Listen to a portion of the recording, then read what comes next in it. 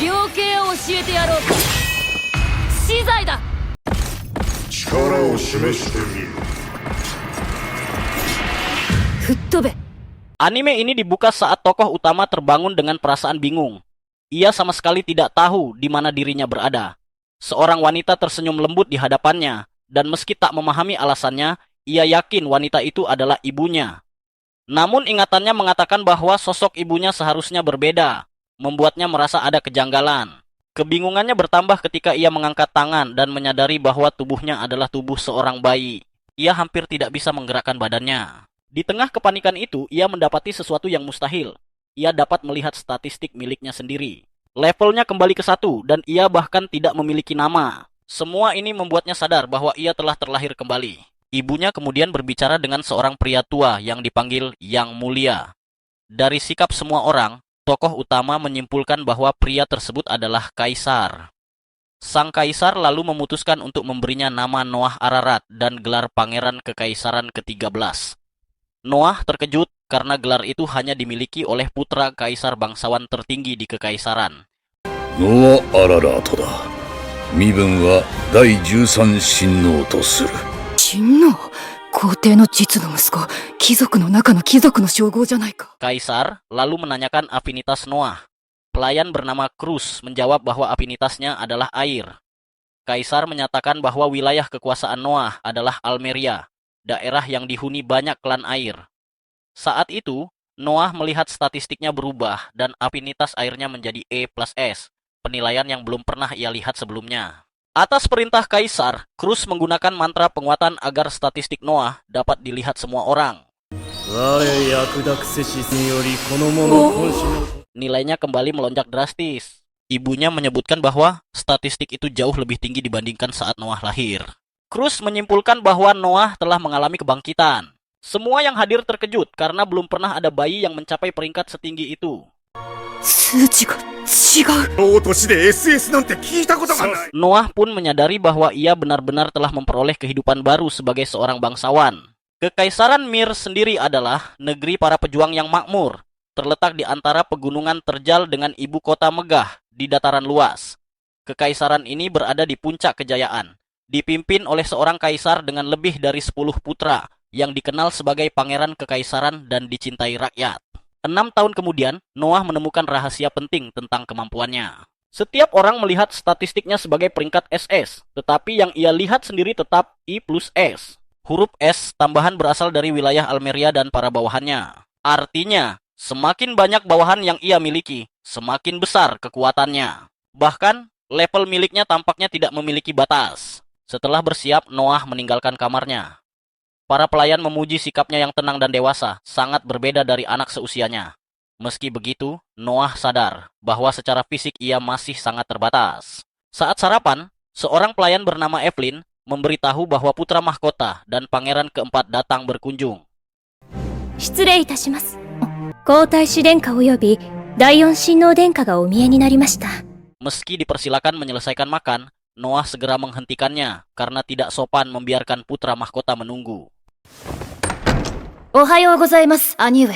Di hadapan mereka, Noah berlutut penuh hormat. Ia diperkenalkan kepada Albert Ararat, putra mahkota berusia 29 tahun, dan Henry Ararat, pangeran keempat.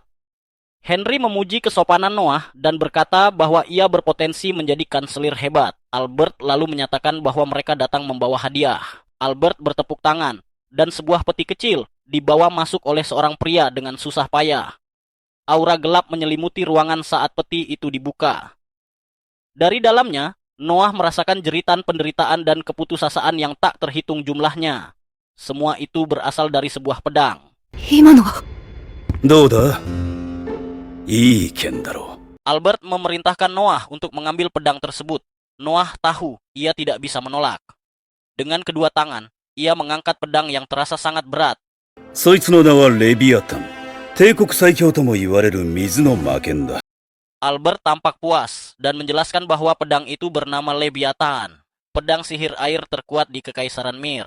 Lebih dari 100 orang telah mati saat mencoba menguasainya. Noah gemetar ketakutan. Henry menenangkan dirinya dan menjelaskan bahwa pedang itu akan membunuh siapapun yang tidak ditakdirkan untuk menggunakannya. Albert menambahkan bahwa hanya seseorang dengan afinitas air peringkat SS yang mampu mengendalikannya. Ia lalu pergi, menyebut kejadian itu sebagai demonstrasi berharga. Noah menyadari bahwa putra mahkota yang kejam itu sedang mengujinya. Meski dipenuhi amarah, ia tahu bahwa menunjukkan perasaan itu sama dengan bunuh diri. Setelah pergi, Henry mempertanyakan keputusan Albert, tetapi sang putra mahkota menjawab bahwa pedang itu lebih cocok berada di tangan Noah dan bahwa bakat luar biasa perlu ditempa dengan rasa sakit. Malam harinya, Noah memperhatikan bahwa pelayan pribadinya, Zoe, tampak murung.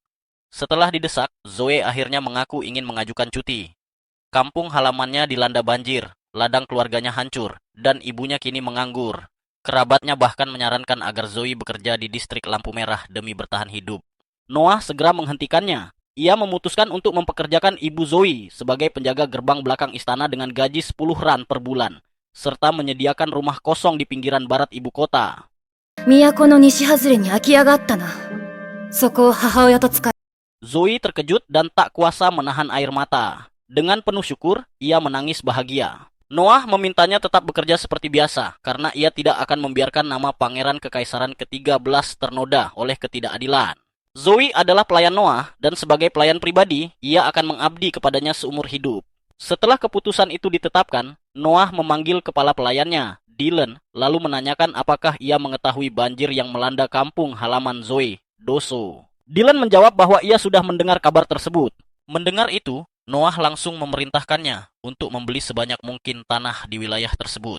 Perintah itu membuat Dylan dan Zoe terkejut. Melihat reaksi mereka, Noah menjelaskan bahwa setelah bencana akan muncul orang-orang jahat yang memanfaatkan penderitaan korban untuk menipu dan merampas harta mereka. Tanah-tanah itu harus diamankan sebelum jatuh ke tangan yang salah. Dylan terdiam, tak menyangka Noah mampu berpikir sejauh itu dalam situasi yang bahkan belum pernah ia alami sendiri. Dalam hatinya, Noah tahu bahwa semua ini terasa wajar baginya, karena pengalaman hidup sebelum bereinkarnasi, meski ia tentu tak bisa mengatakannya. Dylan kemudian bertanya soal dana, karena menurut perhitungannya, pembelian tanah tersebut akan membutuhkan sekitar 700.000 ren. Kali ini Zoe yang tampak terkejut, tetapi Noah tidak menyalahkannya. Pendapatan tahunan rata-rata pria dewasa di ibu kota hanya sekitar 120 ren. Bahkan para pengikut setia Noah pun hanya memperoleh sekitar 8.000 ren per tahun. Dengan pemasukan pajak dari Alria serta hadiah kaisar, total kekayaan rumah tangga pangeran ke-13 hanya mencapai 500.000 ren, masih kurang 200.000 ren dari kebutuhan. Tanpa ragu, Noah memutuskan untuk menjual tanah milik mereka di selatan ibu kota. Dylan terkejut karena tanah itu adalah hadiah langsung dari kaisar, dan menjualnya tanpa izin merupakan pelanggaran serius. Namun Noah tetap bersikeras dan berkata bahwa ia akan menerima teguran ayahnya nanti. Dylan dan Zoe mencoba membujuknya agar mengurungkan niat itu, tetapi Noah berkata bahwa kaum bangsawan memiliki kewajiban besar. Terkadang, mereka harus mengorbankan diri demi kebahagiaan rakyat.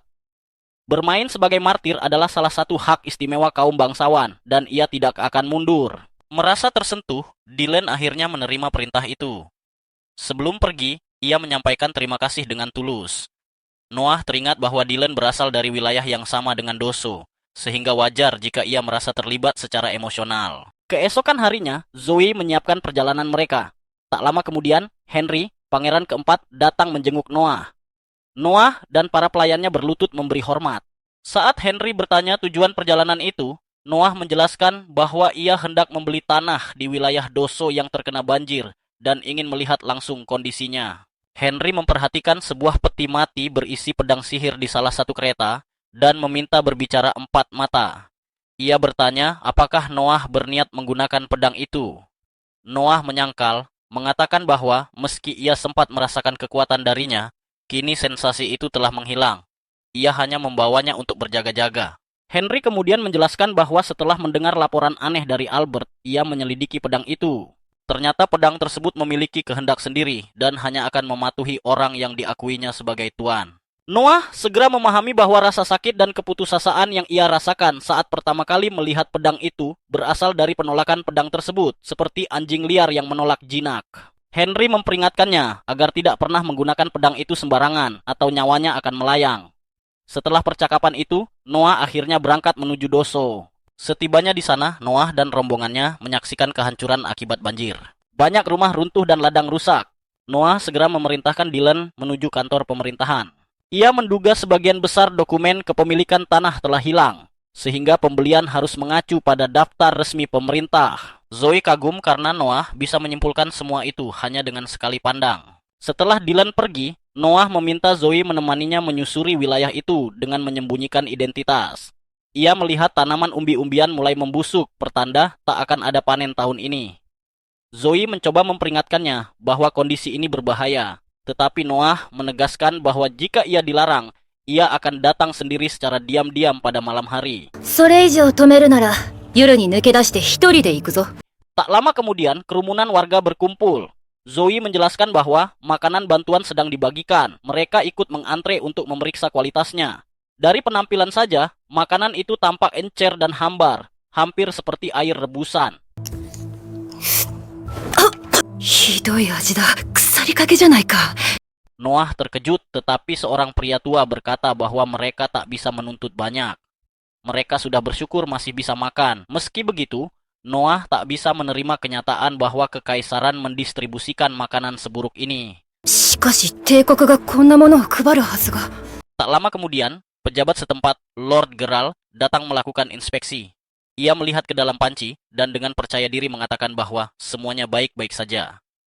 まあいいだろう。へへ、ありがとうございます。 Sang juru masak tertawa dan berterima kasih, sambil menyebutkan bahwa jatah pribadi untuk Geralt telah disiapkan di kediamannya. Saat Geralt hendak pergi, Noah mendekatinya dan bertanya apakah ia menerima suap. Geralt mengejek Noah sebagai anak kecil yang sok tahu, dan berkata bahwa mengambil sedikit imbalan adalah hal wajar. Noah memperingatkan bahwa menindas yang lemah dan memperkaya diri dari bantuan bencana adalah kejahatan. Geralt marah, menarik pedangnya, dan mengancam Noah dengan menyebut nama Rowan, penguasa wilayah. 強き者にへつらい。 Noah memotong ucapannya dan berkata bahwa menjilat yang kuat sambil menginjak yang lemah adalah perbuatan hina. Ia menyatakan hukuman bagi Geralt adalah kematian. 量刑を教えてやろうか。死罪だ。 Seketika itu, Leviathan terbang ke tangan Noah. Meski kekuatannya luar biasa, Noah tidak gentar. Ia menyatakan bahwa kekuatan sejati harus digunakan untuk melindungi rakyat. Dengan tekad bulat, Noah memerintahkan Leviathan untuk patuh. Setelah pedang itu tunduk, Noah mengayunkannya tanpa ragu, menebas kepala Geralt dan mengakhiri kejahatannya.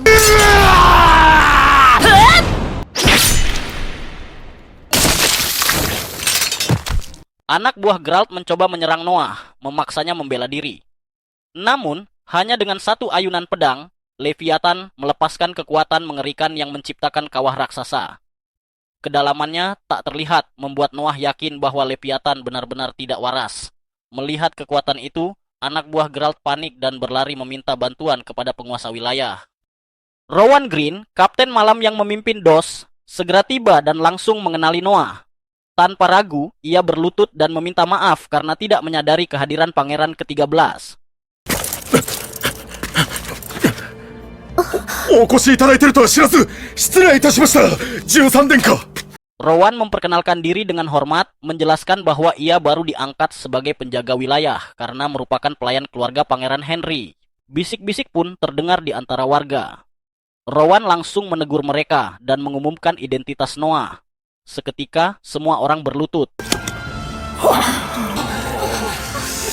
Noah kemudian menjelaskan bahwa seseorang telah menyuap para penyalur makanan.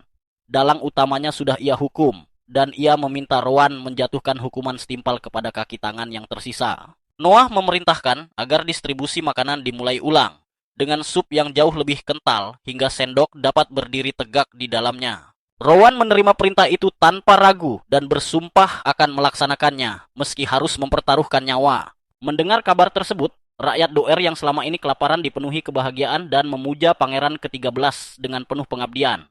13神王殿下、万歳！万歳！ Tak lama kemudian, seorang pelayan melaporkan kejadian di Doso kepada Albert. Ia terkejut mengetahui bahwa Noah bukan hanya selamat, tetapi Leviathan justru tunduk kepadanya. Hal itu membuat Albert menyadari bahwa Noah jauh lebih berharga daripada yang ia perkirakan. 思った以上に使えそうだな。 Seperti yang sudah diduga, Noah kemudian dipanggil menghadap ayahnya, sang kaisar. Sang kaisar telah menerima laporan tentang Noah yang menjual tanah anugerahnya dan membeli seluruh desa. Noah bersiap menerima kemarahan. Namun, di luar dugaan, sang kaisar justru mengucapkan terima kasih. Tindakan Noah dianggap telah mencegah munculnya pihak-pihak yang ingin memanfaatkan bencana banjir untuk kepentingan pribadi. 礼を言う。 Ketika ditanya bagaimana ia bisa mengetahuinya, Noah menjawab bahwa itu hanya kebetulan karena salah satu pelayannya berasal dari desa tersebut. なるほど。しかし転移でもある。 Sang kaisar tersenyum, menyebut bahwa takdir ikut berperan, terlebih Noah berhasil menguasai pedang sihir air. Untuk memastikan perkembangannya, sang kaisar meminta Cruz menampilkan statistik Noah. Saat itu Noah menyadari bahwa bukan hanya bawahan manusia yang menambah kekuatannya, tetapi pedang sihir itu juga dihitung. Elemen airnya kini berada di peringkat SS, tercatat secara khusus sebagai I plus SS. Melihat hasil tersebut, sang kaisar tampak sangat terkesan. ノア、これからも世の力になってくれ。 Di suatu kesempatan lain, diceritakan bahwa ibu kota Kekaisaran Mir merupakan pusat pemerintahan, jantung kebudayaan, sekaligus pusat keuangan negara. Karena peran besarnya itu, kota tersebut lama-kelamaan dijuluki sebagai kota paling makmur di dunia. Noah memutuskan untuk mengunjungi kota ini, tepatnya Reid Street, setelah mendengar kabar dari para Unix tentang adanya seorang penyanyi populer di sana. Sebagai bentuk terima kasih atas bantuan Zoe untuk desa asalnya, Noah memberinya lebih banyak pekerjaan dan membawanya ikut serta. Lagi pula, Zoe dikenal teliti dan selalu bekerja dengan baik, tanda bahwa ia telah banyak berkembang. Begitu memasuki tempat itu, Noah langsung terkejut oleh suara merdu seorang penyanyi bernama Alice. Saat gadis itu bernyanyi di hadapan para penonton, Noah mengakui bahwa kemampuannya cukup baik meski tekniknya masih bisa diasah. Namun yang paling jelas terasa adalah kesungguhan hatinya. Ia bernyanyi dengan penuh keseriusan dan tanggung jawab, membuat Noah benar-benar menikmati penampilannya. Sayangnya, pertunjukan itu mendadak terhenti ketika sekelompok preman muncul dan langsung menghampiri Alice, menanyakan mengapa ia membuang-buang waktu bernyanyi di tempat seperti ini.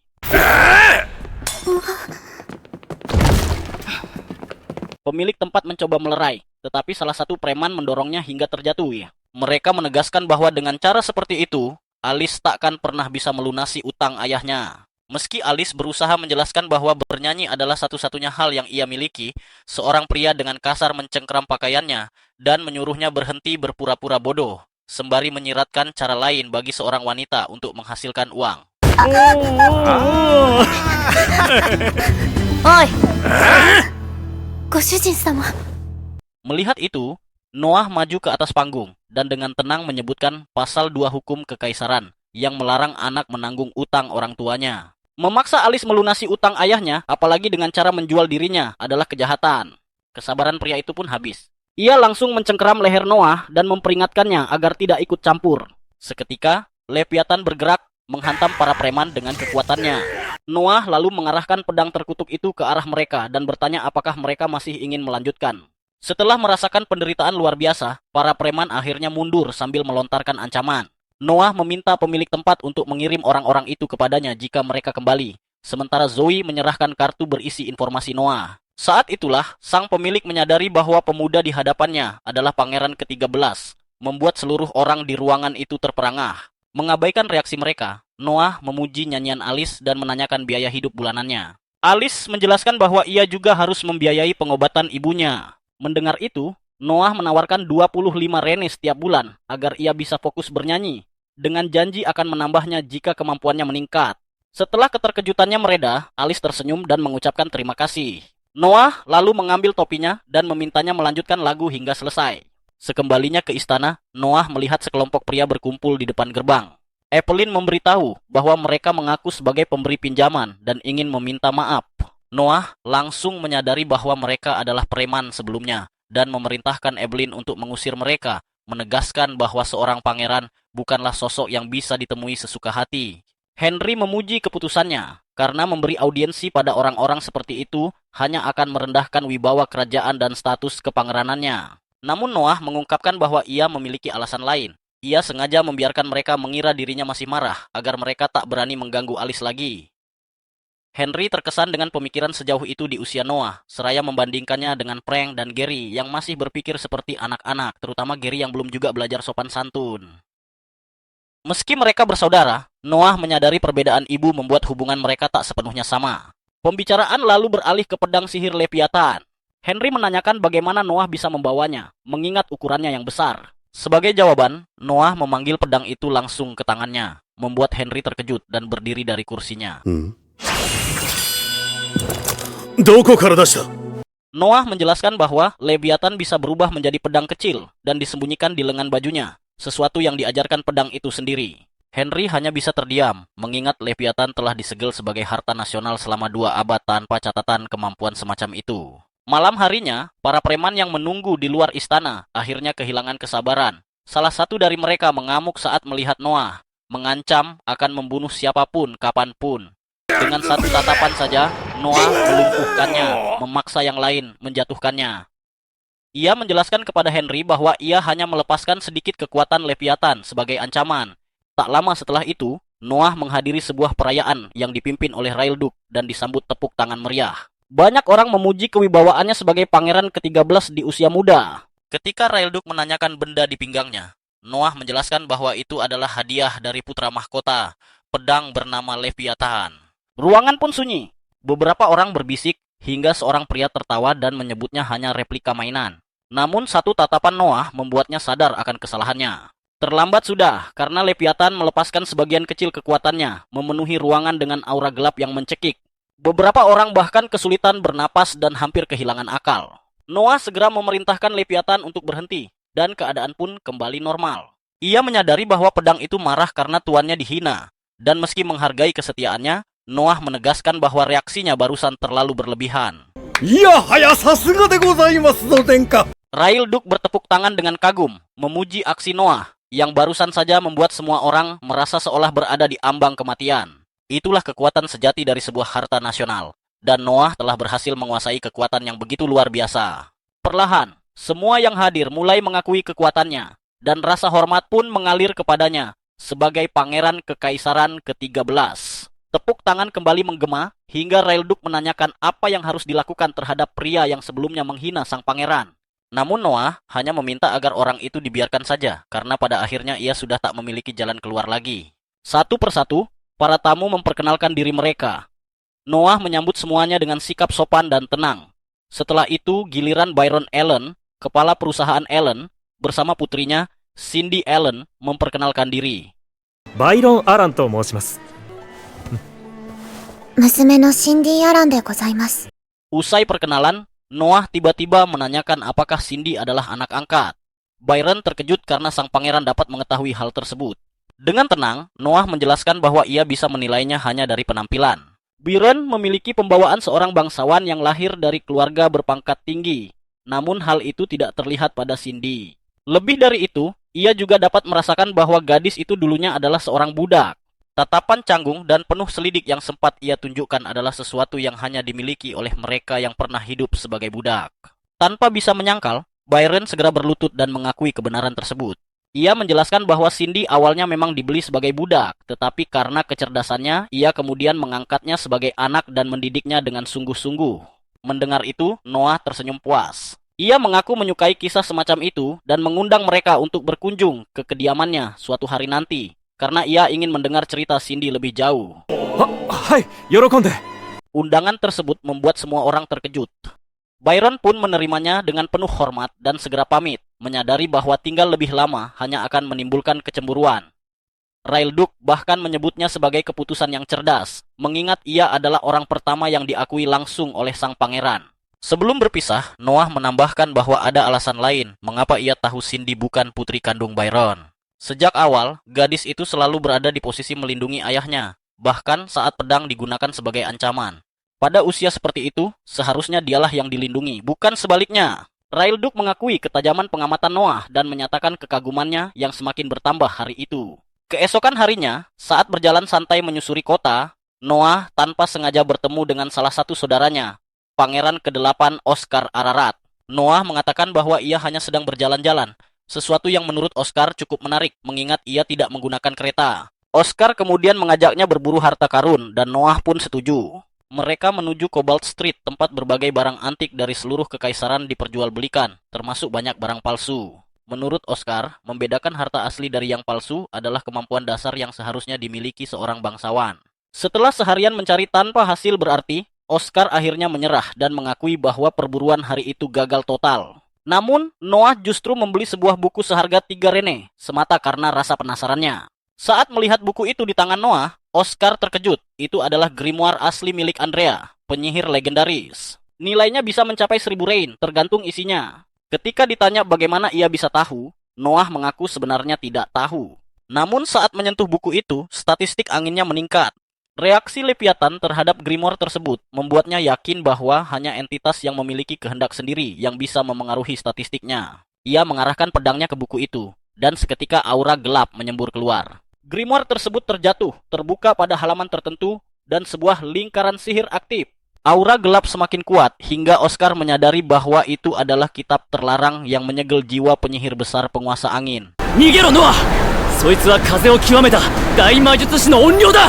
Ia menyuruh Noah untuk lari, namun Noah tetap berdiri teguh, menyalurkan kekuatan Leviathan dan menciptakan semburan air dahsyat ke arah atas. Meski merasakan perubahan pada statistiknya, Noah mengabaikannya demi memastikan keselamatan saudaranya. Oscar tercengang karena serangan itu sama sekali tidak merusak kota, sebuah keputusan yang dibuat Noah dalam sepersekian detik. Tak lama kemudian, seorang pria menghampiri mereka dan memperkenalkan diri sebagai Alan Bardsley, pemilik toko antik di Cobalt Street.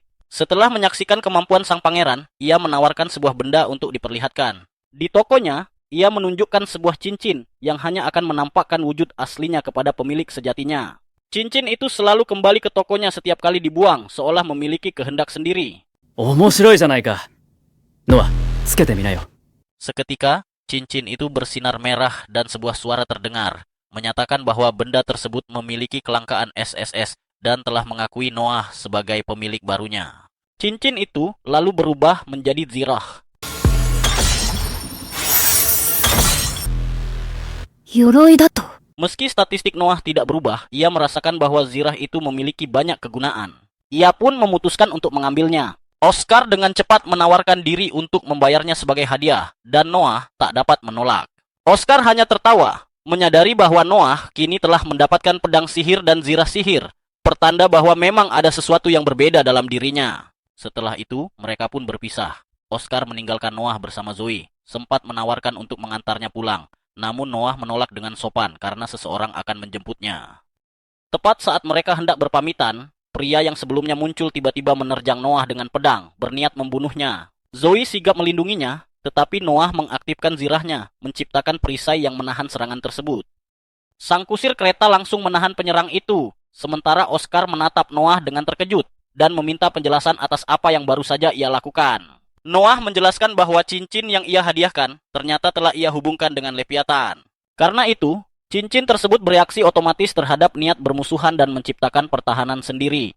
Mendengar penjelasan itu, Oscar pun tersadar bahwa Noah sebenarnya telah sepenuhnya menguasai kekuatan cincin tersebut, sebuah pencapaian yang terasa luar biasa baginya. Setelah urusan dengan pria penyerang itu selesai, Noah memutuskan kembali ke Reid Street untuk menyaksikan penampilan Alice. Ia yakin pria tadi sudah tak akan menjadi masalah lagi, sehingga berniat memberitahu Alice nanti agar ia tak perlu cemas. Namun, kekhawatiran justru datang dari arah lain. Seorang pria mabuk tiba-tiba naik ke atas panggung dan mendekatinya, memaksa menawarkan minuman. Belum sempat Alice menolak, pria mabuk lain ikut naik dan menantang yang pertama, mengklaim bahwa dialah yang lebih dulu melihatnya. Situasi nyaris berubah menjadi perkelahian ketika Noah melangkah ke atas panggung. Dengan cincin di jarinya, ia menciptakan perisai dan menghentikan tinju kedua pria itu secara bersamaan. Merasa itu masih belum cukup, ia memanggil kekuatan Leviathan dan memberi mereka sengatan listrik. Kedua pria mabuk itu pun kabur secepat mungkin dari tempat tersebut. Pemilik tempat segera menghampiri Noah untuk meminta maaf. Namun Noah hanya meminta agar orang-orang seperti itu tidak diizinkan masuk lagi. Sang pemilik menjawab dengan getir bahwa justru pelanggan seperti itulah yang menjaga usahanya tetap berjalan. Mendengar itu, Noah langsung memahami situasinya dan dengan tenang mengatakan bahwa ia akan membeli tempat tersebut. Begitu kata-kata itu terucap, Zoe segera menyerahkan sekantong uang kepada pemiliknya. Noah menyatakan bahwa ia membeli bisnis itu seharga 1000 rene dan menanyakan apakah jumlah tersebut cukup. Setelah tersadar dari keterkejutannya, sang pemilik langsung menyetujui dengan penuh rasa terima kasih, merasa seolah diselamatkan. Tak lama kemudian, Alice mendekati Noah dan mengaku tak tahu bagaimana cara membalas semua yang telah ia lakukan untuknya. Noah hanya tersenyum dan mengatakan bahwa ia hanya ingin Alice terus bernyanyi, karena yang ia inginkan adalah musiknya. Ia menegaskan bahwa Alice hanya perlu terus bernyanyi dan mengasah suaranya. Ketika Alice bertanya apakah ia benar-benar menyukai nyanyiannya, Noah mengangguk dan berkata bahwa ia melihat potensi besar dalam dirinya. Ia bahkan berharap suatu hari nanti sang kaisar bisa mendengar suaranya, sehingga Alice harus mendedikasikan dirinya sepenuhnya pada dunia tarik suara. Kata-kata itu mengguncang hati Alice. Air mata kebahagiaan pun mengalir tanpa bisa ia tahan, namun ia menerimanya dengan senyum tulus. Noah kembali ke tempat duduknya di samping Zoe, sementara Alice naik ke atas panggung untuk melanjutkan penampilannya. Saat suasana mulai tenang, ia meminta semua orang mendengarkan satu lagu lagi. Kali ini, ia mencurahkan seluruh perasaannya, bernyanyi dengan emosi yang jauh lebih dalam. Noah mendengarkan dengan senyum tipis, yakin bahwa penilaiannya tidak salah. Dari semua yang ia lihat hari itu, ia tahu bahwa inilah harta sejati yang selama ini ia cari. Beberapa hari kemudian, Evelyn memberitahu Noah bahwa ada tamu yang menunggunya, Marley, sang gubernur jenderal. Noah mengingatnya sebagai bangsawan muda yang dulu pernah menjadi pencuri di bawah asuhannya. Ia pun memerintahkan agar Marley segera dipersilakan masuk. Dalam keluarga kerajaan, sudah menjadi kebiasaan untuk menugaskan wilayah kepada para pangeran agar mereka belajar mengelola pemerintahan. Karena itu, rakyat di wilayah tersebut menghormati pangeran mereka layaknya seorang raja. Marley yang lahir di Almria namun kini bertugas di Holljoy, berlutut dan memperkenalkan dirinya dengan penuh hormat. Noah memintanya duduk dan menegaskan bahwa tak perlu bersikap terlalu formal, mengingat ini bukan pertemuan pertama mereka. Marley mengangguk dan mengingatkan bahwa mereka pernah bertemu sekitar 1,5 tahun lalu, saat ia diangkat sebagai gubernur jenderal. Ketika Noah menanyakan perkembangan proyek pengendalian banjir di Holljoy, ekspresi Marley sudah cukup menjadi jawaban, semuanya berjalan buruk. Holljoy merupakan wilayah subur penghasil gandum di tikungan sungai besar, namun kerap dilanda banjir. Kaisar menunjuk Marley dari Almeria, tanah asal klan air, dengan harapan ia mampu menstabilkan daerah tersebut. Namun, Marley menjelaskan bahwa mereka tidak menerima dana apapun, sementara mustahil bekerja tanpa anggaran. Noah terkejut karena proyek itu jelas merupakan perintah kekaisaran. Marley pun menjelaskan bahwa Kementerian Dalam Negeri terus mencari alasan untuk menunda pencairan dana. Memahami duduk perkaranya, Noah bangkit dan mengajak Marley menemuinya langsung. Mereka segera menemui Maverick, Menteri Keuangan. Noah menyampaikan bahwa Marley melaporkan adanya penundaan dana, namun Maverick langsung menyangkal dan mengaku memiliki alasan kuat. Noah dengan dingin memintanya diam jika alasannya hanya omong kosong yang bahkan anak kecil tak akan percaya. Setelah didesak, Maverick akhirnya berdalih bahwa Holljoy kembali dilanda banjir tahun lalu, sehingga Kaisar dengan murah hati memberikan pembebasan pajak selama setahun penuh. Menurut kementeriannya, wilayah itu seharusnya masih memiliki sisa dana pajak untuk digunakan. Mendengar alasan itu, Noah mempertanyakan apakah Maverick sedang meremehkannya. Ia menegaskan bahwa pembebasan pajak diberikan justru karena Holljoy tidak memiliki uang, sehingga berbicara seolah mereka masih menyimpannya adalah sebuah penghinaan. Dalam kepanikan, Maverick berdiri dan mengaku bahwa dana tersebut belum bisa dikirim karena rencana pembangunan villa musim panas Kaisar. Usia sang Kaisar yang tak lagi muda membuatnya ingin beristirahat di tempat yang lebih sejuk dari ibu kota. Namun, meskipun hanya villa, pembangunannya setara dengan membangun sebuah kota kecil dan membutuhkan dana besar. Marley hanya bisa terdiam, frustrasi karena nama Kaisar telah dibawa-bawa. Namun Noah kembali memotong pembicaraan dan memperingatkan Maverick bahwa ia sedang melakukan kejahatan besar terhadap keluarga kerajaan. Mengabaikan wilayah yang terendam banjir demi membangun villa, menurut Noah, sama saja dengan memperlakukan ayahnya, sang Kaisar, sebagai orang bodoh. Kepanikan kembali menyergap Maverick. Kali ini rasa takutnya benar-benar memuncak. Dengan suara gemetar, ia berusaha menjelaskan bahwa Noah telah salah paham. Tanpa ragu, ia langsung berlutut, menegaskan bahwa dirinya tidak pernah memiliki maksud buruk dan semua ini hanyalah kesalahpahaman semata. Namun Noah dengan tenang menanggapinya. Ia menyatakan bahwa jika memang begitu, dana untuk Holljoy harus segera didistribusikan. Jika tidak, ia tak keberatan mengajukan persoalan ini langsung kepada sang Kaisar. Mendengar itu, Maverick langsung panik. Ia buru-buru menyatakan bahwa langkah tersebut sama sekali tidak diperlukan, karena pendanaan untuk Holljoy akan segera disalurkan dan bahkan dijadikan prioritas utama. Di sisi lain, Marley hanya bisa terpaku menyaksikan semuanya. Ia baru menyadari betapa luar biasanya Noah, yang mampu membuat Menteri Keuangan menyerah tanpa mengangkat satu jari pun. Tanpa ragu, Marley mengungkapkan kekagumannya yang mendalam. Baginya, cara Noah bernegosiasi sungguh brilian. Ia dengan cermat menjebak lawannya melalui celah dan kontradiksi kata-kata. Marley pun merasa malu karena sempat berpikir bisa memanfaatkan status Noah sebagai pangeran untuk memaksakan tuntutannya. Setelah persoalan itu terselesaikan, Marley segera bergegas kembali untuk melanjutkan langkah-langkah pengendalian banjir. Tak lama kemudian, Noah dipanggil menghadap sang kaisar dan segera menuju istana untuk menemui ayahnya. Sang kaisar menyambutnya dengan sikap santai dan langsung memujinya atas keberhasilannya menangani urusan Holljoy. Ia bahkan menyebut bahwa Maverick benar-benar dibuat tak berkutik. Noah tampak terkejut karena kejadian itu baru saja berlangsung, namun sang kaisar sudah mengetahuinya. Sang kaisar lalu menegaskan bahwa informasi adalah senjata dan seorang penguasa harus selalu menjaganya tetap tajam. Noah menyetujuinya, meski ia merasa hanya melakukan hal yang wajar. Ayahnya mengakui hal itu, namun menambahkan bahwa apa yang tampak alami tidak selalu mudah dilakukan.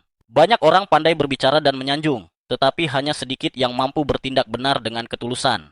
Dengan penuh kebanggaan, sang kaisar meletakkan tangannya di kepala Noah, mengatakan bahwa semua itu sungguh mengesankan bagi seorang anak berusia 6 tahun. Saat Noah diminta berdiri, sang kaisar akhirnya melihat wujud Leviathan sekarang, yang jelas tampak lebih kecil. Noah pun mengonfirmasi bahwa rumah pribadinya juga berada dalam jaringan informasi kekaisaran. Sang kaisar menyatakan kekagumannya karena Noah tampak telah sepenuhnya menguasai pedang sihir itu, terlepas dari sejarah kelam yang menyertainya. Noah memahami betul betapa gelap masa lalu Leviathan. Jika dulu ia tidak menghentikannya, pedang itu pasti telah merenggut nyawa semua orang di pasar. Karena itulah, sang kaisar menyarankan agar Noah mempelajari teknik untuk menggunakannya dengan benar, dan telah memanggil seorang instruktur pedang terbaik. Seorang pria bernama Damian Noble pun memperkenalkan diri. Sang kaisar menjelaskan bahwa Damian adalah pendekar terkuat di kekaisaran, seseorang yang tak tertandingi. Damian kemudian meminta izin untuk langsung menguji Noah. Ia menegaskan bahwa ia hanya ingin melihat bakat sang pangeran, bukan tekniknya. Dengan persetujuan sang kaisar, Noah maju. Damian mengayunkan pedangnya yang besar dan mempersilakan Noah menyerangnya dengan cara apapun. Saat Noah menggenggam Leviathan, pedang itu bereaksi aneh, namun ia tetap melesat maju tanpa ragu. Pada tebasan pertama, ingatan-ingatan Leviathan mengalir ke dalam dirinya, kenangan para pemilik sebelumnya. Berkat itu, dalam hitungan detik Noah berhasil melucuti senjata Damian. Ia pun menyadari bahwa Leviathan benar-benar pedang sihir yang memilih tuannya sendiri, dan para pemilik sebelumnya pastilah pendekar hebat. Damian segera berlutut di hadapan sang kaisar, mengakui kekalahannya. Meski kekuatan dan kecepatan Noah masih seperti anak kecil, ia telah menggunakan teknik murni untuk mengalahkannya. Baginya, sang pangeran sudah memiliki keterampilan seorang master. Sang kaisar tertawa dengan penuh sukacita, memuji betapa mengesankannya Noah. Karena itulah, ia menunjuk Noah sebagai ketua juri dalam ujian seleksi malam tahun ini. Noah menerimanya dengan senang hati dan berjanji akan menjalankan tugas tersebut sebaik mungkin. Ujian seleksi malam adalah acara tahunan yang diikuti para petarung dari seluruh penjuru kekaisaran. Di negeri para pejuang ini, jalan ksatria dianggap satu-satunya jalan menuju kejayaan. Para pemenang seleksi bertarung di ibu kota, dan siapapun yang menang akan memperoleh gelar ksatria serta langsung naik ke jajaran elit. Tugas pertama ksatria baru adalah menjadi bawahan ketua juri.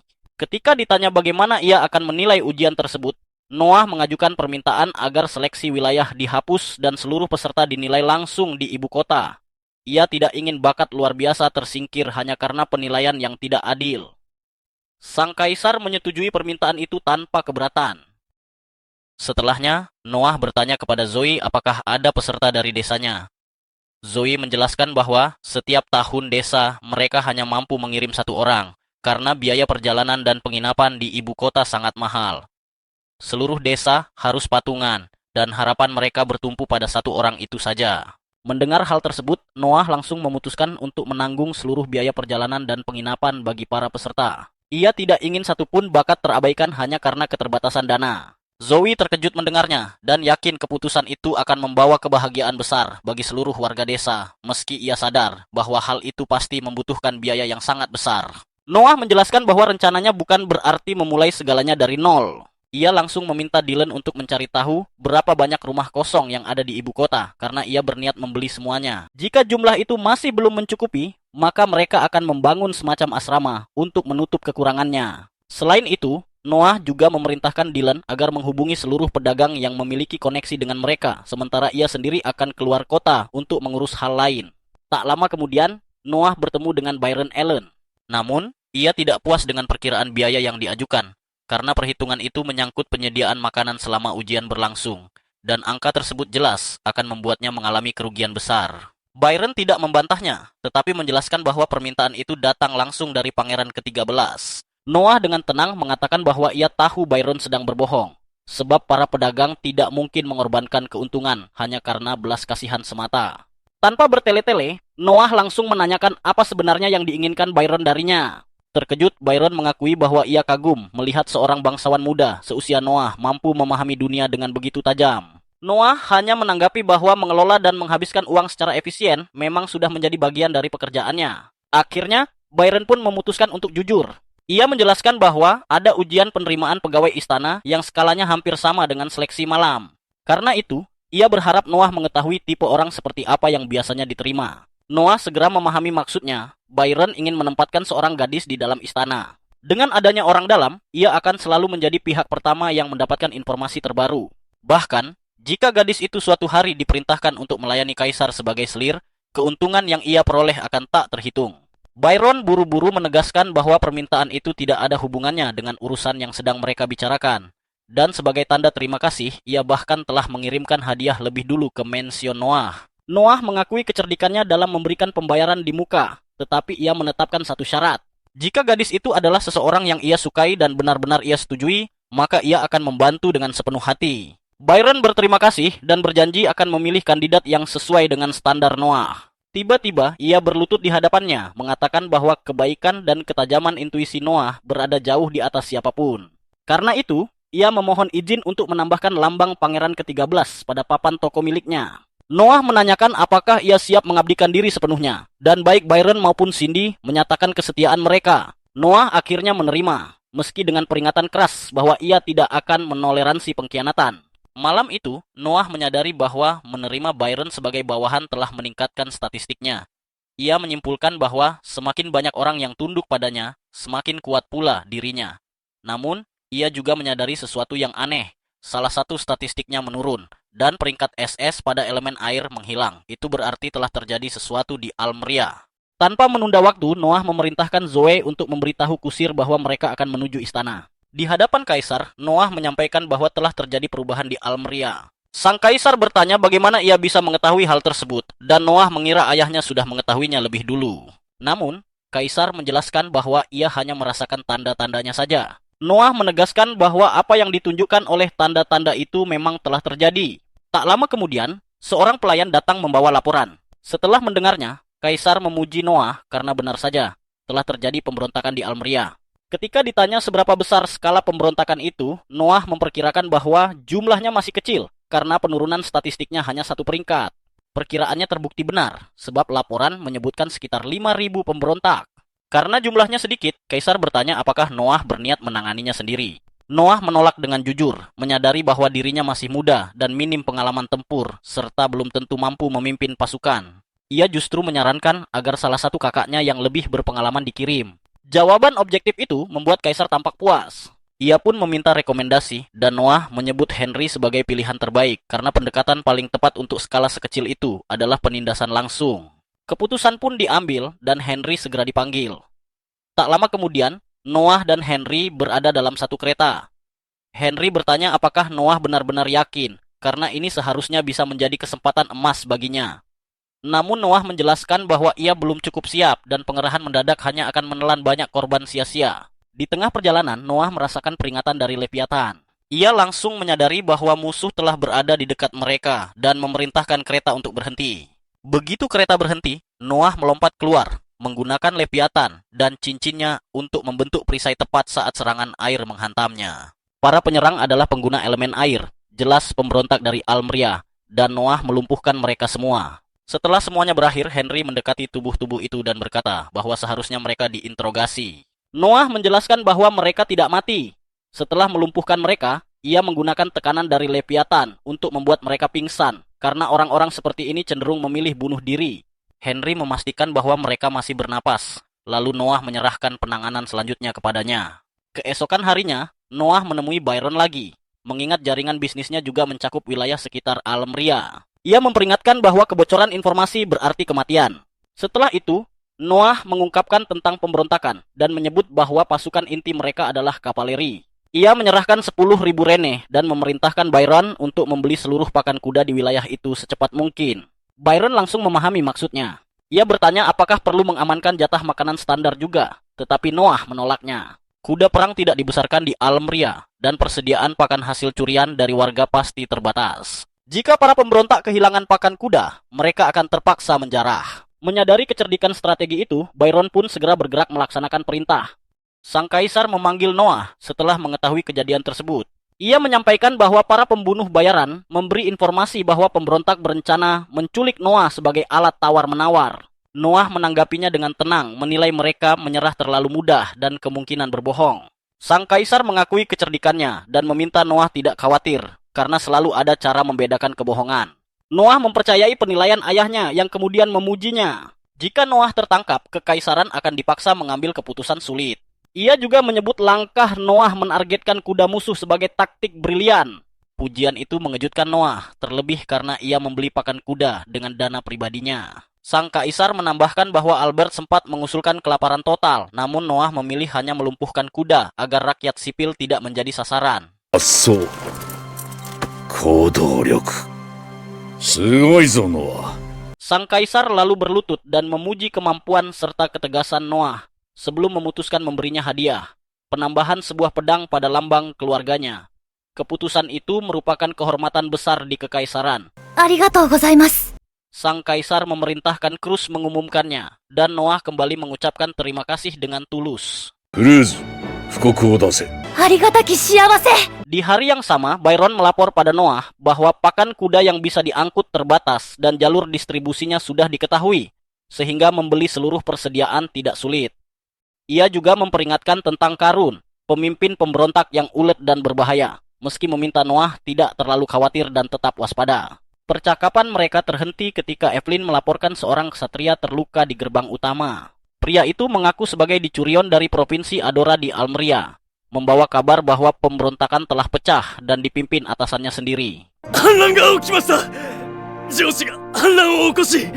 Ia melarikan diri untuk melapor. Meski kabar itu sudah diketahui, Noah tetap berterima kasih dan memerintahkan Evelyn merawatnya, 手当てを。はい。 serta memberinya hadiah 1000 rene. Keputusan yang sempat membuat Byron heran. 千里院の褒美をくれてやれ。 Noah menjelaskan bahwa kesetiaan yang mempertaruhkan nyawa pantas dihargai. Tak lama kemudian, Zoe datang dengan wajah pucat, berlutut, dan menyerahkan kantong berisi sekitar 500 rene, serta sebotol obat. Ia mengaku diminta orang tak dikenal untuk membuat Noah meminum obat tidur.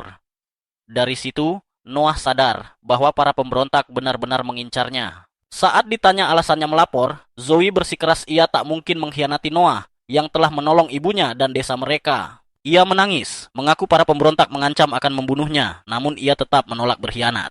Memahami hal itu, Noah memberinya hadiah. Ia berkata bahwa para pemberontak menawarinya 500 rene, maka ia menambahkan 1 nol dan memberinya 5.000 rene. Terkejut, Zoe sempat menolak, tetapi Noah memaksa. Ia menerimanya sambil menangis dan memuji kemurahan hati Noah. Lalu Noah menyampaikan satu permintaan. Zoe harus menyerahkannya kepada para pemberontak setelah ia meminum obat tidur, lalu segera melarikan diri dan bersembunyi. Noah terbangun di tempat asing, mendengar para pemberontak membicarakan belati dan perintah Karun. Ia sadar dirinya diculik dan terikat, tetapi senjatanya yang tersembunyi dan cincinnya masih ada. Ia pun membebaskan diri dan mendapati dirinya berada di belakang sebuah gerobak. Untuk memahami yang terjadi, Noah meminta Leviathan memperlihatkan ingatannya. Ia melihat para pemberontak menerobos kantornya, sementara Zoe kabur sesuai perintah. Setelah itu, Noah bangkit menghadapi mereka dengan Leviathan. Para pemberontak meremehkannya, bahkan menyebut bocah sepertinya tak mungkin melawan sendirian. Kalimat itu belum selesai ketika Noah mengayunkan Leviathan, menghabisi lawannya seketika.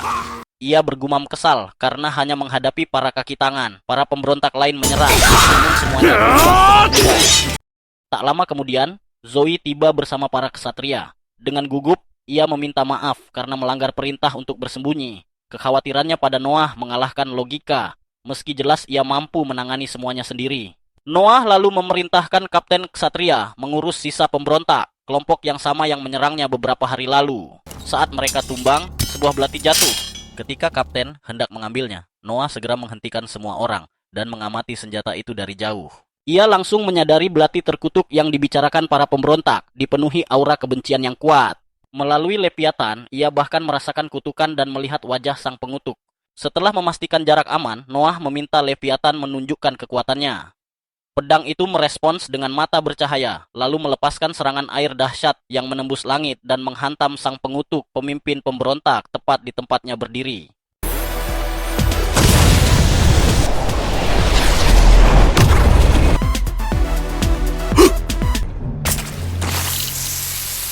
Keesokan paginya, sang kaisar memuji Noah, mengabarkan bahwa pemimpin pemberontak tewas oleh pilar air misterius. Ia tahu itu ulah Noah melalui pedang sihirnya, dan Noah mengonfirmasinya tanpa terkejut. Menurut hukum tersebut, pemimpin pemberontak harus dibelah dua di bagian pinggang. Para pendukung tingkat ketiga dan para kaki tangan harus digantung, sementara sisanya dipenggal karena ikut serta dalam pemberontakan. Hukuman, ditarik dan dipisahkan hanyalah ungkapan kiasan. Tidak ada ketentuan seperti itu dalam hukum kekaisaran.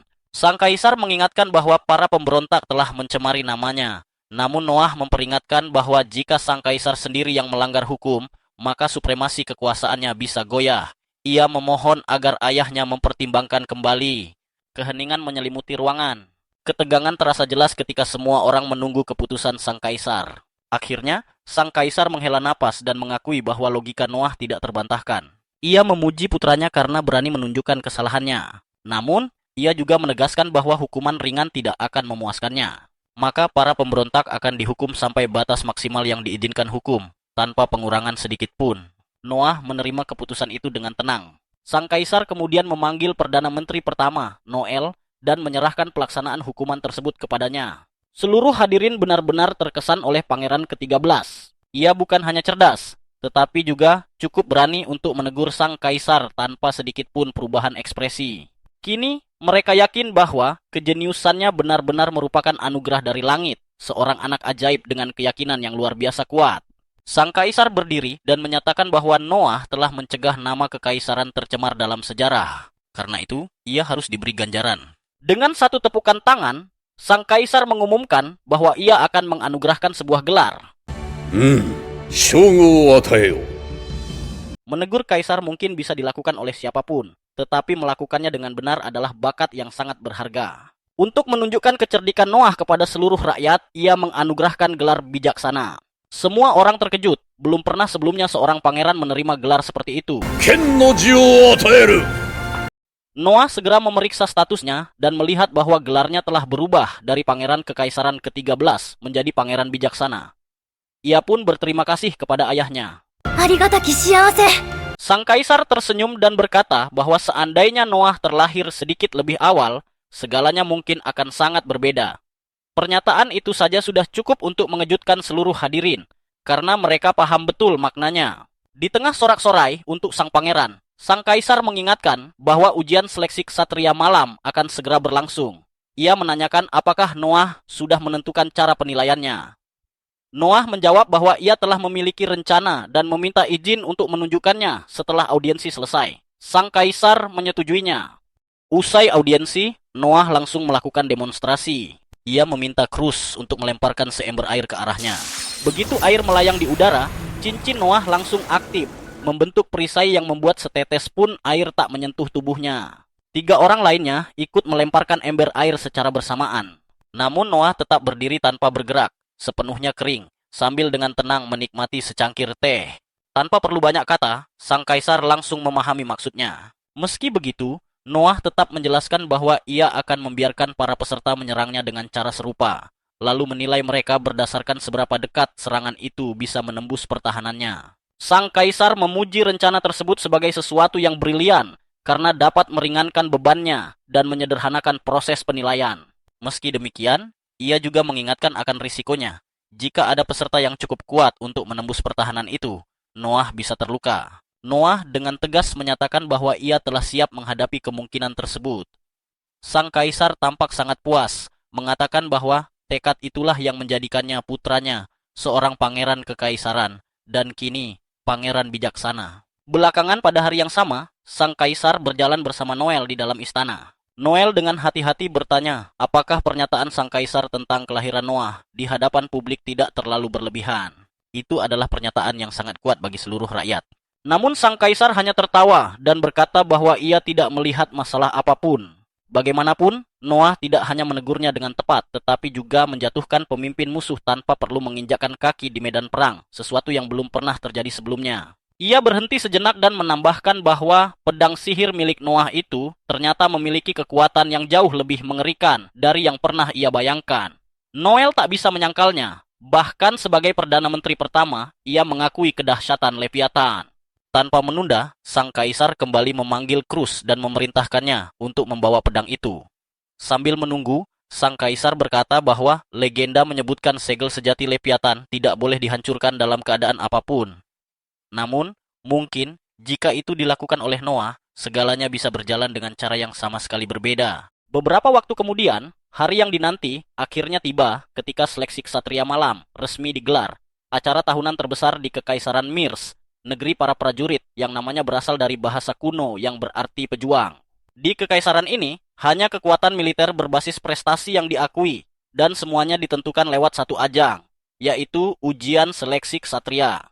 Tahun ini terasa jauh lebih istimewa, karena untuk pertama kalinya seorang pangeran turun langsung sebagai ketua juri, membuat orang-orang berbondong-bondong memadati arena demi melihatnya. Noah duduk tenang di sebuah meja sambil menikmati teh hangat ketika peserta ujian nomor 20 mendekat dan mengangkat pedangnya, memicu Leviathan merespons niat bermusuhan itu dengan memunculkan perisai dari cincin Noah. Meski diserang berkali-kali, perisai tersebut tak bergeming hingga pedang sang peserta patah, menandai kegagalannya, sekaligus mengukuhkan keyakinan semua orang bahwa menyentuh, apalagi melukai, sang pangeran bijak adalah hal mustahil. Zoe datang membawa secangkir teh baru untuk Noah, sementara sang kaisar mengamati jalannya ujian dari balkon istana. Cruz berkomentar bahwa ujian tahun ini terasa jauh lebih seru, namun sang kaisar menegaskan bahwa hasil tetaplah yang terpenting karena seleksi ksatria malam bertujuan memilih prajurit yang benar-benar layak, dan ia menantikan pilihan ksatria yang akan diambil oleh Noah. Setelah banyak peserta gagal, peserta nomor 152 maju sebagai seorang penyihir kuat yang menyerang Noah dengan kobaran api dahsyat hingga menyelimuti tubuh sang pangeran. Tetapi serangan itu menguras seluruh tenaganya dan berakhir sia-sia.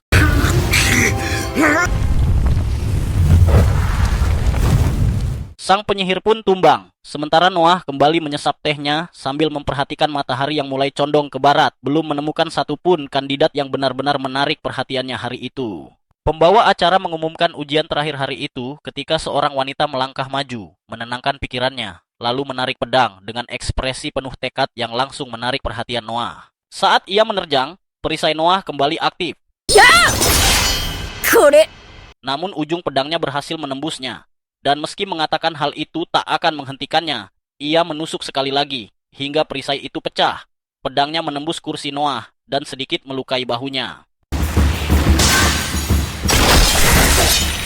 Kerumunan sontak gempar ketika para penjaga menahannya.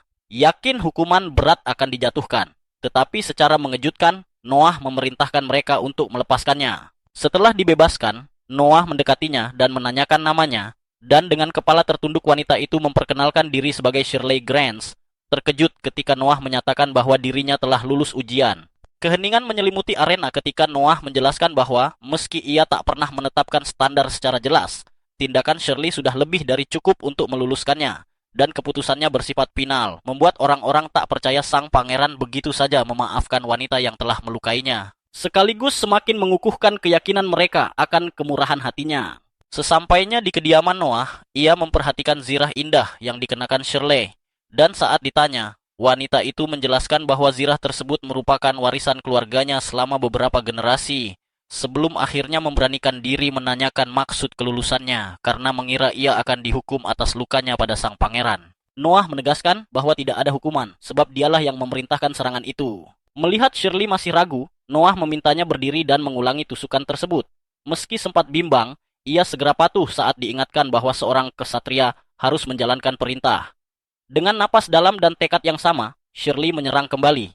Namun kali ini perisai Noah sama sekali tak bergeser, sekeras apapun usahanya.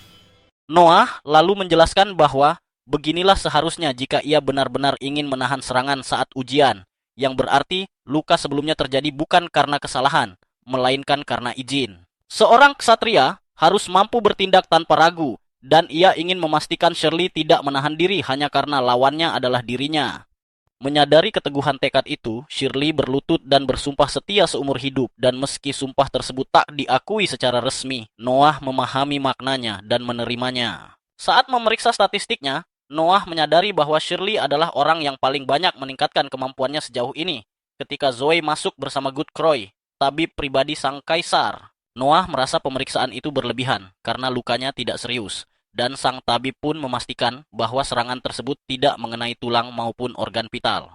Shirley tampak sangat lega lalu mengaku kagum karena di desanya tidak ada dokter dan orang sakit biasanya ditangani dengan doa atau ritual pengusiran penyakit oleh tetua desa. Mendengar itu, Godfrey mengatakan bahwa hal tersebut umum terjadi di desa-desa miskin.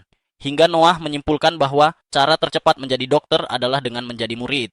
Ia pun memberi perintah resmi pertamanya kepada Shirley sebagai ksatrianya, yakni membawa orang-orang paling cerdas dan pekerja keras dari desanya. Sementara Godfrey diminta menerima sebagian dari mereka sebagai murid dengan seluruh biaya ditanggung olehnya. Terkejut dan terharu, Shirley segera membungkuk berterima kasih, membuat Noah tersenyum dan mengingatkan bahwa seorang ksatria seharusnya tidak membungkuk seperti itu serta masih perlu mempelajari etika lebih dalam. Meski sudah diingatkan, Shirley kembali membungkuk hormat tanpa berpikir panjang sebelum Noah pergi. Malam itu ia menginap di mansion, dan keesokan paginya kembali mengenakan zirahnya, siap menjalankan tugas sebagai ksatria. Di lorong, Zoe menyapanya dan menanyakan apakah ia tidur nyenyak, namun Shirley jujur mengaku tidak begitu karena kamar yang asing baginya. Bahkan, kamar para pelayan terasa mewah di bawah naungan seorang pangeran. Zoe terkekeh mendengarnya dan memutuskan berjalan bersama. Tak lama kemudian, mereka berpapasan dengan sekelompok pelayan perempuan yang bersemangat berbincang. Hingga Zoe bertanya kepada Reina tentang apa yang terjadi. Reina menjelaskan bahwa mereka sedang membayangkan calon pengantin tuan mereka. Membuat Zoe terkejut, sementara Shirley polos menyebutkan bahwa Noah baru berusia 6 tahun. Tertawa kecil, Reina mengatakan bahwa Shirley terlalu naif, karena para pangeran lain bahkan sudah menikah sebelum usia 15 tahun. Dan salah satu pelayan menambahkan bahwa Noah bisa saja menikahi putri Anju dari Almria, yang langsung disetujui pelayan lainnya karena gadis itu pasti sangat cocok. Percakapan itu jelas membuat Zoe tidak nyaman karena topiknya terdengar tidak sopan baginya. Tetapi seorang pelayan lain justru berkomentar bahwa hal tersebut menunjukkan betapa dicintainya sang pangeran, lalu bercerita tentang banyaknya kafe yang bermunculan di jalan depan mansion, tempat para gadis berkumpul berharap bisa melihat sang pangeran, atau jika beruntung, menarik perhatiannya.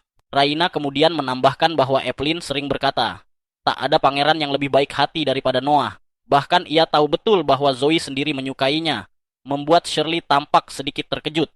Zoe buru-buru menyangkal, tetapi Raina langsung menuduhnya berbohong dan menyebut bahwa Zoe belakangan mulai belajar sihir. Dengan gugup, Zoe menjelaskan bahwa mereka salah paham, lalu segera pamit sebelum godaan itu berlanjut. Sementara para pelayan hanya tertawa dan menganggapnya menggemaskan. Shirley sempat memikirkan semua itu sejenak sebelum menyingkirkannya dan pergi ke kantor Noah untuk menjalankan tugasnya sebagai ksatria pendamping. Tak lama kemudian, seorang ksatria lain datang melaporkan bahwa ujian seleksi ksatria malam telah selesai sambil menyerahkan laporan tahun ini dan menyebutkan bahwa metode seleksi yang diterapkan membuat para ksatria baru menunjukkan kualitas yang sangat baik hingga para senior pun menyampaikan rasa terima kasih. Setelah membaca dan menandatangani laporan tersebut, Noah meminta sang ksatria menyampaikan terima kasihnya kembali dan menugaskan Shirley mengantar tamu itu keluar, yang sempat membuatnya terkejut. Di luar, Shirley tiba-tiba berlutut dan mengucapkan terima kasih atas kesediaannya datang, membuat sang ksatria kembali terkejut sebelum menjelaskan bahwa mereka sama-sama ksatria sehingga formalitas itu tidak diperlukan. Shirley segera berdiri dan meminta maaf, sementara sang ksatria memahami bahwa Noah sengaja mengirimnya sebagai bagian dari pelatihan. Lalu sebelum pergi memberi nasihat agar Shirley tetap setia mendampingi Noah dan bekerja keras. Nasihat yang diingatnya dengan sungguh-sungguh. Suatu malam, Noah menemani menghadiri pesta dansa di mana Alice bernyanyi, sementara Byron dan putrinya, Cindy, menyapa serta mengucapkan terima kasih atas undangan dan memberi selamat atas kelulusannya dalam seleksi ksatria malam. Noah menjelaskan bahwa pesta itu diadakan sebagai ungkapan terima kasih dan mengisyaratkan bahwa para tamu merupakan pedagang dekat dengan keluarga pangeran ke-13 yang langsung dipahami Byron sebagai peluang menjalin relasi. Tepuk tangan bergema saat lagu Alice berakhir, membuat Noah tersenyum puas Tetapi suasana berubah ketika Zoe mendekatinya dengan sepucuk surat polos yang ditujukan langsung kepadanya dan diantar oleh seseorang yang langsung melarikan diri.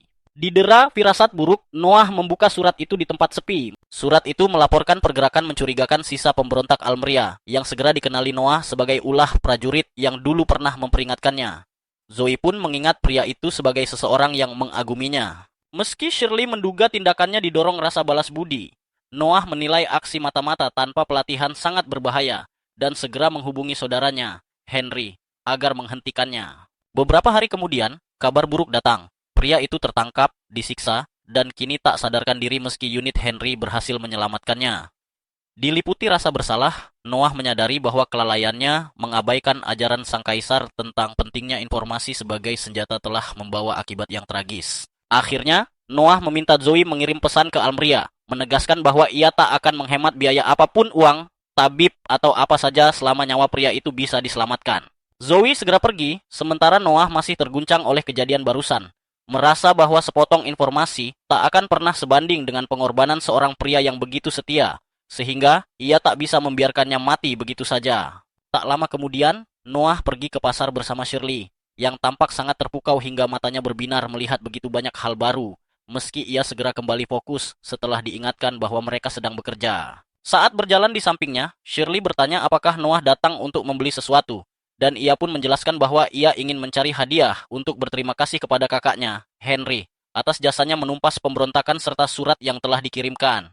Mereka lalu mengunjungi toko Alan, tempat Alan memberitahu bahwa ada kiriman baru yang pasti akan dihargai Noah. Para pegawai membawa masuk berbagai harta dan perhiasan mahal, namun perhatian Noah justru tertuju pada satu benda yang masih tertutup kain, sesuatu yang terasa berbeda, bahkan sebelum ia melihatnya. Alan memujinya karena tetap setajam biasanya. Dan saat kain disingkap, tampak sebuah patung dewi halus dari kaca. Noah mendekat terkesima karena tak menyangka keindahan semacam itu bisa tercipta dari kaca. Lalu Alan menjelaskan bahwa patung tersebut adalah karya Lindsay, pengrajin luar biasa dari seni yang kini telah punah, dengan hanya 2 patung serupa yang masih tersisa di dunia. Setelah mengamatinya lebih dekat, Noah memutuskan membeli patung itu dan bertanya apakah 10.000 rein sudah cukup. Alan menyebut jumlah itu lebih dari memadai, sehingga Noah menyerahkan kantong berisi sedikit lebih dari 10.000 rene sebagai tambahan hadiah atas jasanya memperlihatkan karya seni seindah itu. Tiba-tiba, Oscar masuk ke dalam toko mengatakan bahwa saat ia tiba, pegawai memberitahunya Noah ada di sana. 店に入ったらノアが来ていると聞いてね。 Alan menyambutnya ramah, sementara Shirley refleks membungkuk hormat setelah menyadari bahwa ia adalah pangeran ke-8. Pandangan Oscar langsung tertuju pada patung Dewi Kaca yang segera ia kenali sebagai karya Lindsay. Dan Alan mengonfirmasi bahwa hanya ada 2 patung semacam itu, serta ia berhasil menemukan yang kedua. Saat mengetahui Oscar memiliki patung yang satunya, Noah tiba-tiba meraihnya hingga patung itu terjatuh dan pecah berkeping-keping di lantai.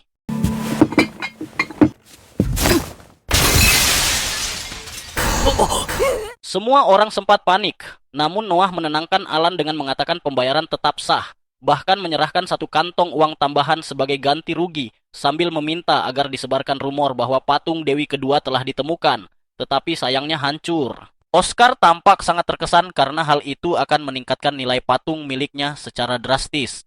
Dan Noah menegaskan bahwa dalam urusan harta, siapa yang tercepat dialah pemenangnya. Meski terdengar tidak menghormati Lindsay, Noah merasa tak masalah selama hal itu membuat milik Oscar lebih berharga, karena perbedaan antara hanya 1 yang tersisa dan 2 yang pernah ada sangatlah besar. Oscar mengakui bahwa ia baru mencapai tingkat penguasaan seperti itu saat dewasa, ketika sudah memiliki pencuri pribadinya sendiri.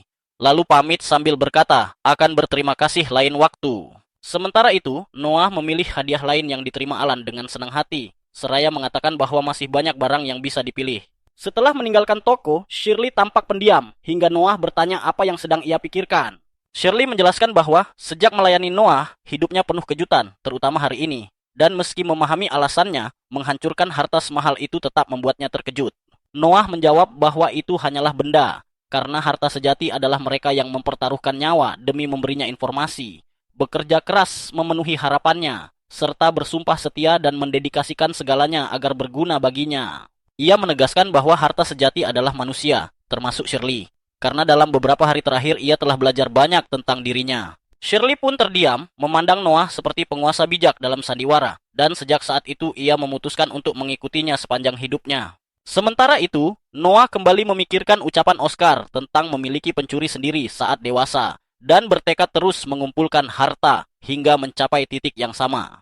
6 tahun kemudian, Noah kini berusia 12 tahun, dan seluruh bawahan serta pelayannya tetap setia seperti sebelumnya. いってらっしゃいませ。いってらっしゃいませ。 Noah duduk sendirian di meja sarapan, menikmati hidangan yang disajikan oleh Zoe. Namun, perhatiannya justru tertuju pada pelayan baru bernama Gigi, yang sejak tadi berdiri di dekat jendela sambil menatap keluar dengan wajah penuh kebingungan.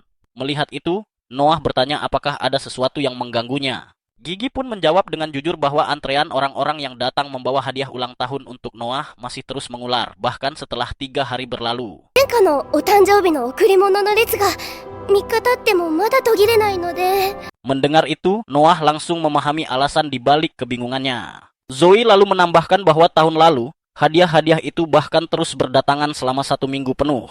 1週間 Mendengar fakta tersebut, Gigi langsung panik. Dengan tenang, Noah menjelaskan bahwa ia tidak bisa begitu saja menerima hadiah-hadiah itu tanpa proses.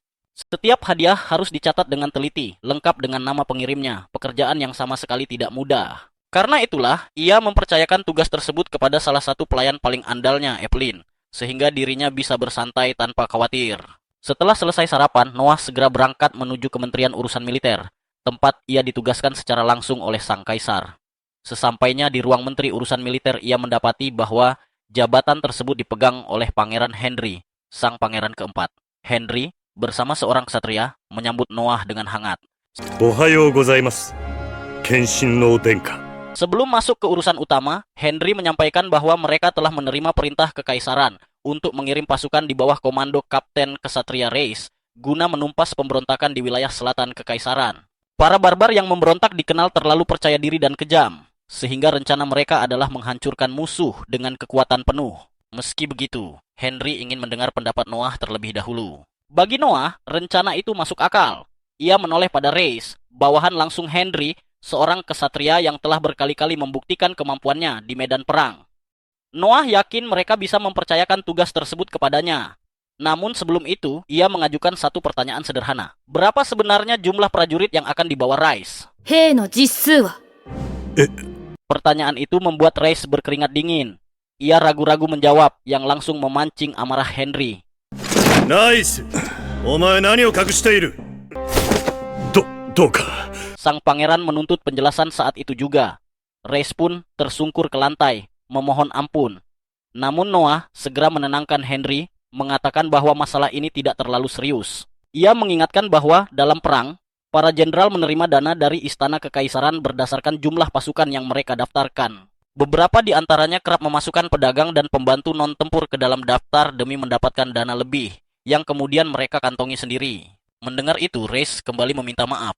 Sementara Henry semakin murka atas kelicikannya. Namun Noah meminta keduanya untuk menenangkan diri. Ia mengatakan bahwa Reis sebenarnya berhak merekrut tenaga tambahan untuk membantu pasukannya dan mengambil sedikit bagian dari dana tersebut.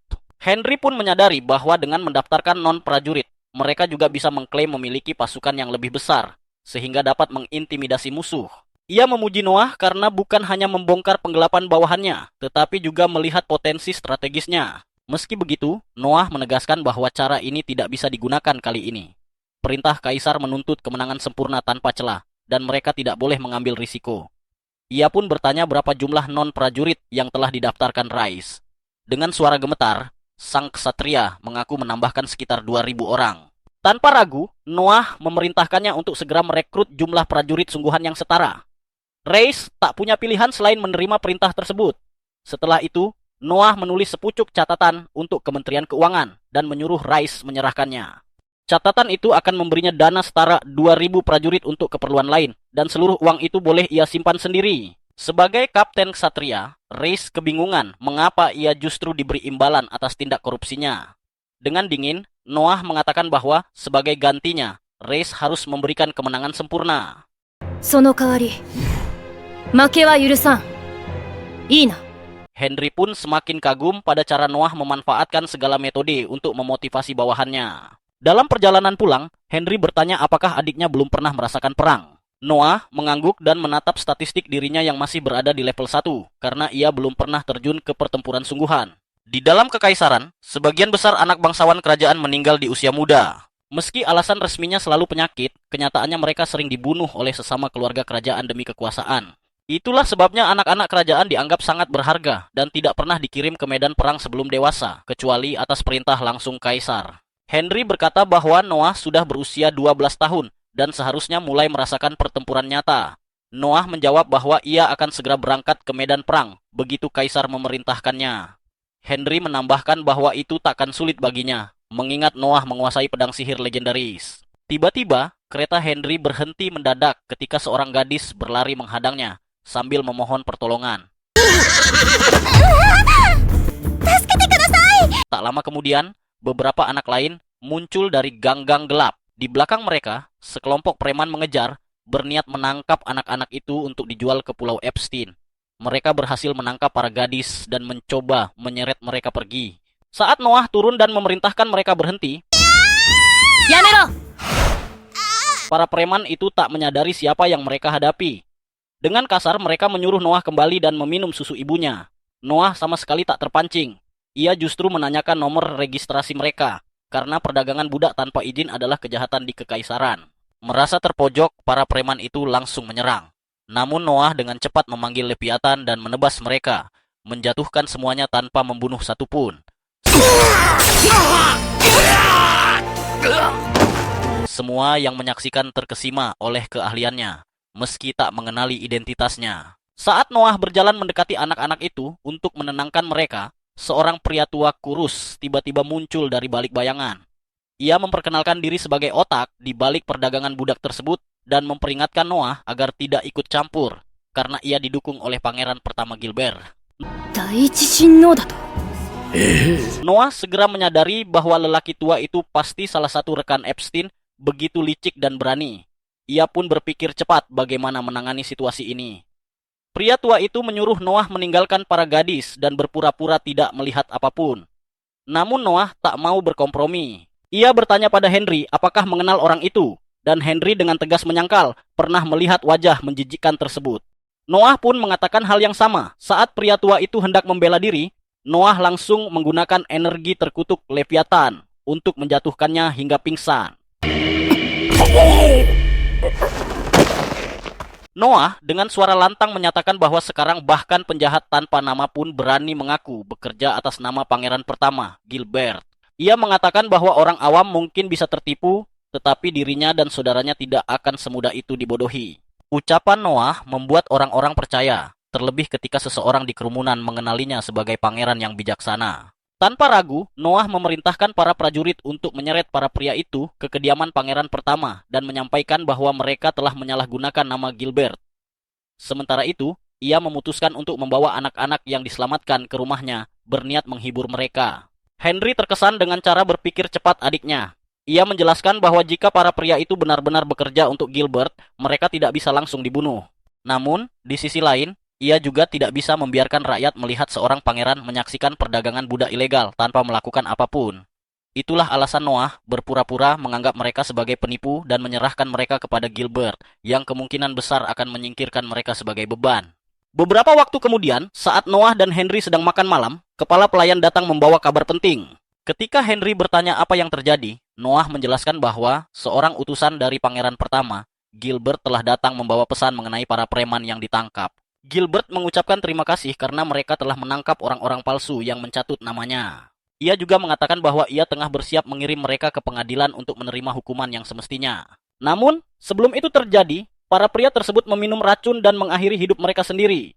Tidak ada yang tahu bahwa sebenarnya Gilbert lah yang membungkam mereka. Noah kemudian bertanya kepada Henry apakah Gilbert benar-benar menjalankan perusahaan perdagangan budak bawah tanah. Henry mengiyakan, seraya mengatakan bahwa Gilbert hidup dalam kemewahan dan menghambur-hamburkan uang tanpa arti. Itu berarti ia pasti memiliki bisnis ilegal. Noah tidak sepenuhnya menyalahkan kakak tertuanya, karena meskipun ia adalah pangeran pertama, Gilbert hanyalah putra seorang selir dan tidak akan pernah bisa menjadi kaisar berikutnya. Namun, Noah merasa bahwa perdagangan budak dan tanah-tanah pribadi yang dimiliki Gilbert hanyalah kedok untuk sesuatu yang jauh lebih mengerikan. Henry pun terkejut melihat betapa cepatnya adiknya yang baru berusia 12 tahun menyimpulkan hal tersebut. それさえ分かっているのか。つくづくすごいなお前は。 Keesokan harinya, Noah memberitahu anak-anak yang ia selamatkan bahwa ia telah menarik beberapa koneksi dan kini mereka bebas untuk pulang. Namun, anak-anak itu tidak memiliki rumah untuk dituju karena justru keluarga mereka lah yang menjual mereka sejak awal. Noah pun sadar bahwa jika mereka kembali, mereka akan dijual lagi. Akhirnya, ia memutuskan untuk menampung mereka. Ia memerintahkan kepala pelayan untuk menyiapkan kamar dan pekerjaan bagi mereka. Jika ada yang ingin belajar, semua itu juga harus diurus. Pemimpin para gadis terkejut mendengar keputusan ini dan bertanya apakah Noah berniat membeli mereka. Noah menjawab bahwa ia tidak membeli siapapun dan mereka bebas pergi kapan saja. Namun, jika mereka memilih untuk tinggal, ia tidak akan mentoleransi pengkhianatan. Kepala pelayan meminta mereka berterima kasih kepada Noah, lalu membawa mereka pergi. Saat melihat mereka menjauh, Noah teringat pada filosofinya bahwa manusia adalah harta yang paling berharga. Pemikiran itu mengingatkannya pada sesuatu yang telah lama ingin ia lakukan. Ia memanggil Evelyn ke kantornya. Evelyn mulai melaporkan bahwa semua hadiah ulang tahun Noah telah dikumpulkan, tetapi Noah mengatakan bahwa ia sudah mengetahuinya. Ia kemudian menggeser sebuah amplop ke arah Evelyn. Dengan rasa penasaran, Evelyn mendengarkan saat Noah mengatakan bahwa ia dibebas tugaskan dari pelayanannya agar dapat menjadi pejabat pemerintahan yang memimpin sebuah wilayah di teritorinya. Evelyn terdiam, tidak tahu bagaimana harus merespons, karena ia dipromosikan dari seorang pelayan menjadi wali kota. Noah mengatakan bahwa ia adalah pelayan paling cerdas yang dimilikinya, dan hanya melayaninya saja adalah pemborosan bakat. Evelyn sempat ingin menolak promosi itu demi tetap berada di sisi Noah. Tetapi Noah menegaskan bahwa jika ia membuktikan diri sebagai administrator yang baik, orang-orang akan memujinya karena memiliki mata yang jeli dalam menilai bakat. Ia memerintahkannya untuk meninggalkan mansion dan bekerja untuknya dari luar. Dan itulah yang akhirnya membuat Evelyn menerima dengan penuh tekad. Tak lama kemudian, Noah dipanggil menghadap Kaisar yang telah mendengar bagaimana ia membela kehormatan Gilbert. Noah menjelaskan bahwa semua itu hanyalah kebetulan, karena tujuan utamanya hanyalah menyelamatkan anak-anak dan menangkap para penjahat. Ia menyadari bahwa Gilbert sendiri yang melaporkan kejadian itu kepada Kaisar untuk menghindari reaksi balik sekaligus tampil bersih di mata publik. Kaisar kemudian mengatakan betapa menyedihkannya kenyataan bahwa masih ada penjahat kotor berkeliaran di dunia ini. Ia bertanya tentang hukuman yang pantas, dan Noah menjawab bahwa sesuai hukum, pemimpin kelompok harus dipotong lengan kanannya, sementara yang lain dikirim untuk bertugas di militer di Afghanistan. Kaisar menanggapi dengan berkata bahwa Noah menghadapi para penjahat secara terbuka dan menangkap mereka, tetapi jika itu dirinya, ia akan menyamar, membiarkan diri dipukuli, dan menangkap mereka saat bukti sudah lengkap. Perdana Menteri bercanda bahwa itu akan menjadi kejahatan terhadap keluarga kekaisaran dan para penjahat akan langsung dieksekusi. 死刑でございますな。 Semua orang tertawa, tetapi Noah memutuskan untuk meluruskan. いえ、 Ia mengatakan bahwa jika Kaisar sedang menyamar dan para penjahat tidak tahu siapa yang mereka pukul, maka itu hanya akan dianggap sebagai penyerangan biasa, bukan kejahatan terhadap keluarga kekaisaran. 言い過ぎたか。 Ruang istana mendadak sunyi. Noah merasa ia telah melangkah terlalu jauh dengan mengoreksi Perdana Menteri dalam situasi hipotetis. Namun sebelum ia sempat meminta maaf, Kaisar justru tertawa dan mengatakan kepada Perdana Menteri bahwa ia memenangkan taruhan. どうだ。 Noah kebingungan hingga Kaisar menjelaskan bahwa ia bertaruh dengan Perdana Menteri untuk melihat apakah Noah mampu mengoreksi kesalahan dalam pemahaman hukum. Jawabannya datang seketika ketika Kaisar mengangkat Noah sebagai Menteri Kehakiman yang baru. ノア・アララと法務大臣に任ずる。 Seluruh pengadilan gempar dan bersorak menyebut Noah sebagai pangeran kedua setelah Henry yang dipercaya menjadi menteri. Noah sendiri tidak tahu bagaimana harus bereaksi.